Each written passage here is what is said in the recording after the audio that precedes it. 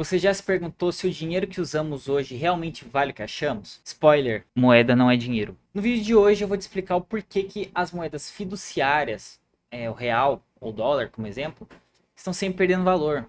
E claro que vamos falar também sobre o Bitcoin, se ele vai ser a solução para a gente fugir disso tudo. Então já deixa o like, se inscreve no canal, fica até o final desse vídeo que vem muito conteúdo interessante por aí. Eu me chamo Otávio, bem-vindos ao canal Investe Aqui BTC. E eu vou tentar explicar de uma forma diferente do que eu tô acostumado a explicar, que é não só falando com a câmera, mas mostrando a minha linha de raciocínio para vocês. Acho que vai ficar até mais interessante, mais dinâmico. Então deixa um feedback aí nos comentários para ver se vocês preferem esse estilo de vídeo ou se vocês querem que eu volte com o estilo antigo, que é só falando com a câmera. Bom, moeda não é dinheiro. O que eu quero dizer quando eu falo que moeda não é dinheiro?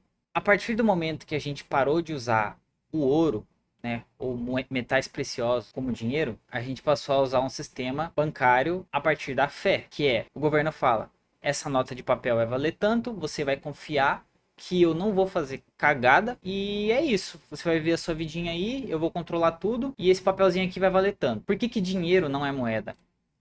Basicamente, quando a gente tem esse controle governamental, controle estatal, o dinheiro tende a virar pó. Um exemplo é o real brasileiro, que ele perdeu desde 1994 90% do valor. Então, como que a gente tem essa perda de valor tão absurda? O que que é inflação? Como que acontece? Como que o dinheiro, né, ele simplesmente vira pó? Basicamente, a gente tem um sistema que é financiado pelo Estado. Como que o Estado financia o seu dinheiro?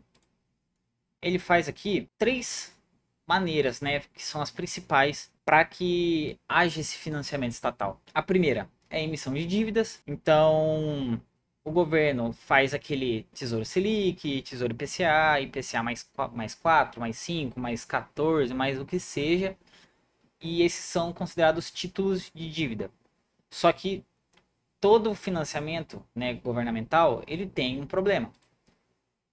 A emissão de dívida, ela se limita à disposição de credores a emprestar. Então, se não tiver ninguém que queira financiar o governo, a emissão de dívidas vai por água abaixo. Ele não vai conseguir se alavancar através da emissão de dívidas, porque não vai ter nenhum credor para poder comprar esse título de dívida.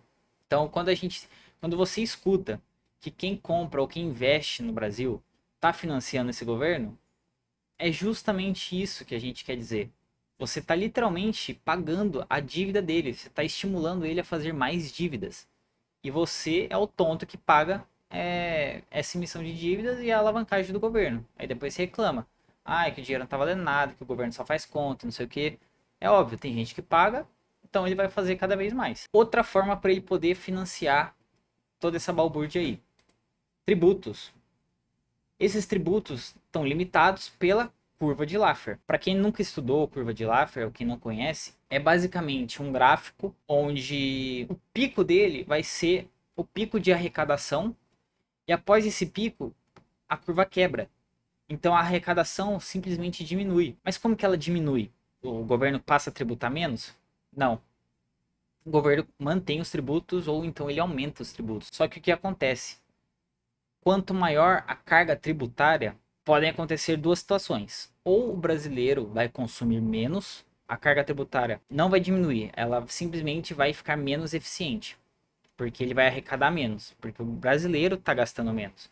Um exemplo que tem é os Correios. O Correio está com, né, um rombo aí gigantesco, bilionário, por quê? O prejuízo acontece porque ninguém está importando mais. A partir do momento que o governo fez aquela hipertributação da AliExpress, Shopee, Shein, entre outros e-commerce chineses, a arrecadação dos Correios diminuiu demais. E isso resulta, né, numa uma dívida, isso resulta no, né, o sistema quebrar, enfim. Outro problema que acontece a partir dos tributos, né, que é limitado pela curva de Laffer, é quando a pessoa simplesmente cansa de ser roubada todos os dias e ela começa a sonegar, né? Ela começa a não pagar os tributos impostos pelo governo. Ela simplesmente não quer, vai lá e dá um jeito. Então, os tributos começam a ficar cada vez menos eficientes. A carga tributária não diminui, mas a arrecadação diminui, o que leva a o pior passo de todos, que é o que acontece, que é a emissão de moedas. O que acontece quando a gente tem essa emissão de moedas? A diluição da base monetária, que é a famosa, vocês conhecem como inflação. Então, a gente tem essa emissão de moedas, que ela fica limitada à distribuição de valor ao meio circulante. O que isso quer dizer? Dei o exemplo aqui, Venezuela. Vai ter tanto dinheiro em circulação que o custo para você fazer esse dinheiro vai ser maior do que o valor que ele vai ter. Na Venezuela, a gente tem tanto dinheiro, mas tanto dinheiro em circulação, que ele não vale nada. As pessoas limpam a bunda com dinheiro, porque vale mais a pena. O dinheiro, né, vale tão pouco que você pode pegar uma nota de papel e limpar a bunda, que você vai gastar menos do que comprando papel higiênico. Esses são os maiores problemas do financiamento estatal, que são limitados, né, na verdade, por esses problemas. E o financiamento estatal ele acontece ativamente dessas três maneiras. Só que, além desse financiamento estatal ativo, a gente tem o imposto inflacionário. O que acontece nesse imposto inflacionário aqui? A gente pode chamar ele de hidden tax. O hidden tax ele foi criado por um termo, né, criado por um cara chamado Friedman. Basicamente, o imposto inflacionário ele é um imposto silencioso, é uma arrecadação silenciosa. A inflação ela é ruim pra gente no finalzinho, né, que a gente é o consumidor final, vamos dizer assim. Só que pro governo não vai mudar muito, porque ele vai imprimir a moeda, até esse dinheiro ir na circulação da população, ele já usufruiu de tudo que ele podia. Então, é aquele ditado: quem chega por último bebe água suja, certo? E quem chega primeiro bebe água limpa. Então, esse hidden tax aqui, ele dilui a moeda fiat e aumenta o valor nominal da base de bens e salário. O que isso quer dizer?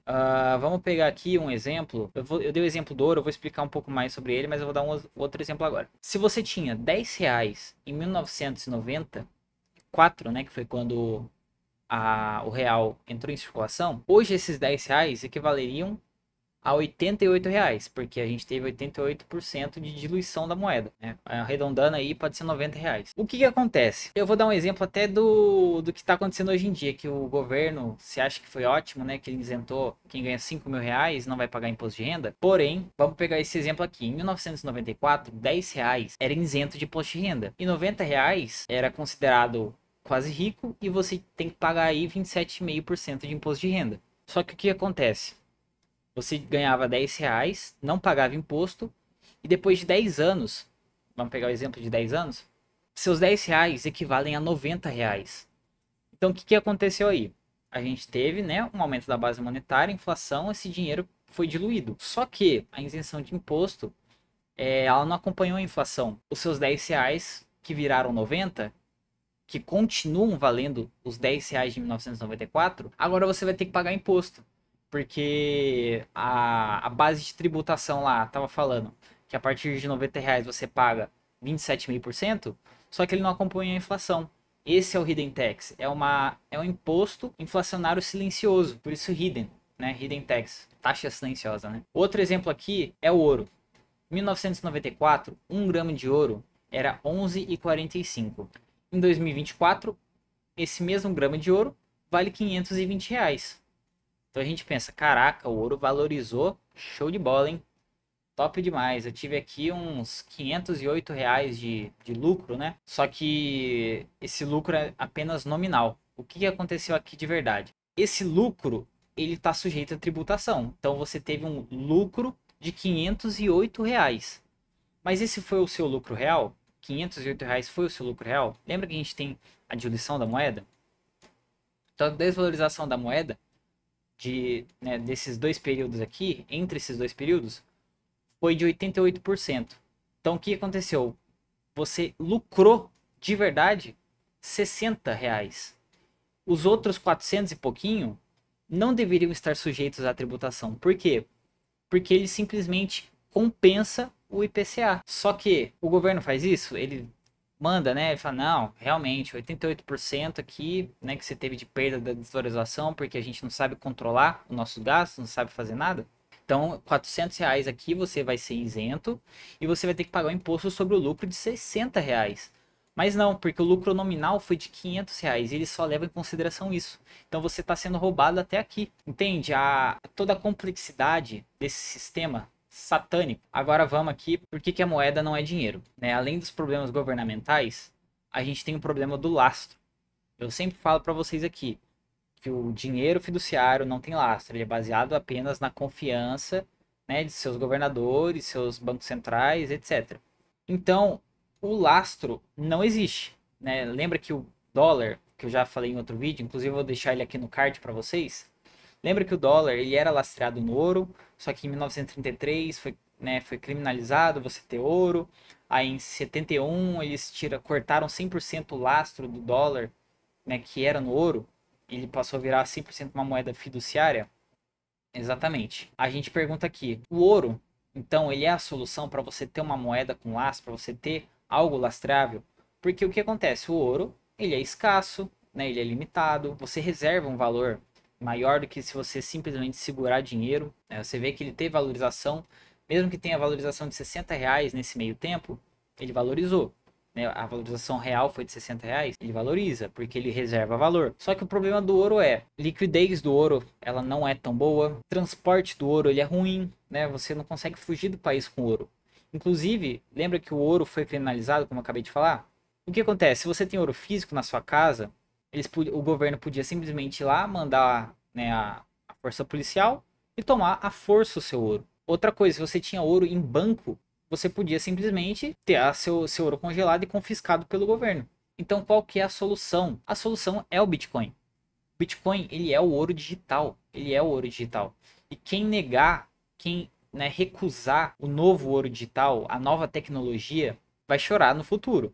Não tem o que fazer. O Bitcoin, ele é a solução para o sistema fiduciário. Bitcoin, ele tem, né, ele resolve todos os problemas que o ouro tem. Então, ele é descentralizado, ele é escasso. O ouro ele é escasso também, mas o Bitcoin a gente sabe que vão ter 21 milhões de unidades. O ouro a gente acha minas, né? Cada dia que passa, a gente acha cada vez mais minas de ouro. Não deixa de ser um ativo escasso, porém, o Bitcoin a gente tem essa escassez 100% controlada. Descentralizado não preciso nem comentar, né?